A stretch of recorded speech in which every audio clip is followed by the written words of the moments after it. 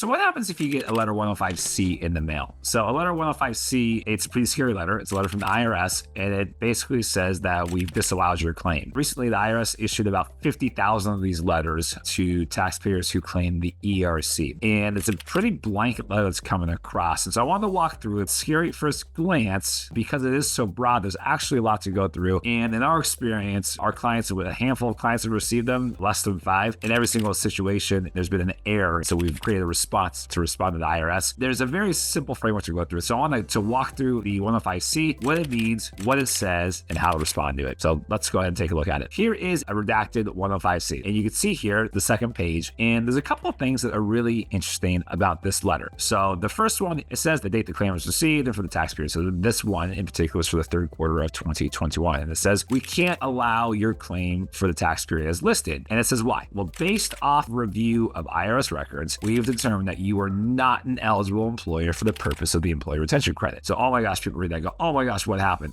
How did this happen? The IRS goes on to say that only employers that experience a full or partial suspension of operations due to government order related to COVID-19 or who experience the required declaring gross receipts are eligible employers, which is indeed true. So you either had to have a required decrease in gross receipts or you had to have a partial suspension of operations. Now remember, gross receipts are a quarterly basis. So our records indicate that there was no government orders related to COVID-19 effect during the quarters you claim the ERC, which could have fully or partially suspended your trade or business. Our records also show you did not meet the required decline in gross receipts. So this is really interesting for two reasons. One, the records indication of no government orders related to COVID-19 in effect during the calendar quarter. So generally speaking, 99% of all orders related to COVID were lifted by the third quarter of 2021. So we're presuming that the IRS went and did a preliminary analysis, and based off of that preliminary analysis, they determined that the overwhelming majority of claims filed in the third quarter of 2021, there were no government orders that would have fully or partially suspended business operations, which is generally correct. However, it's not correct in all situations. The second one, which is interesting, is that our records show that you did not meet the required decline in gross receipts. So I found this one really interesting because, as you may know, taxpayers only report their gross receipts on an annual basis, not a quarterly basis. Because decrease in gross receipts has to be on a quarter by quarter basis, the same quarter in 2021 versus the same quarter in 2019, we find it really interesting that the IRS has indicated in their records, or that they're claiming that taxpayers don't meet the required decline in gross receipts. My question is, how would they know? Records that they have to substantiate on their end that you don't meet the required decline in gross receipts. So we've had clients in both situations, because of the nature of their business, they actually did have government restrictions in place in their business that extended to the third quarter of 2021. And we also had clients who had the required decline in gross receipts in the third quarter as well. And so in both scenarios, we had the detailed response identifying the exactly needed government mandates, or detailed response identifying the specific gross receipts. And I'll record a separate video on it, but walking through what to do if you disagree. So the IRS gives a very long explanation of what to do if you disagree, but it's a process that you go through to respond to the IRS stating why you disagree. So if you get this letter, yes, it is scary. Yes, it is. It makes a lot of people, causes a lot of people alarm. But generally speaking, first thing you need to do is pick it up, read through it, and go through in a detailed fine-tooth method of what were the reasons you established eligibility for the ERC during this time period, and respond to the IRS with that detailed documentation. I hope this is helpful. If you have any questions about this or need some help interpreting what all this means, feel free to reach out. Thanks.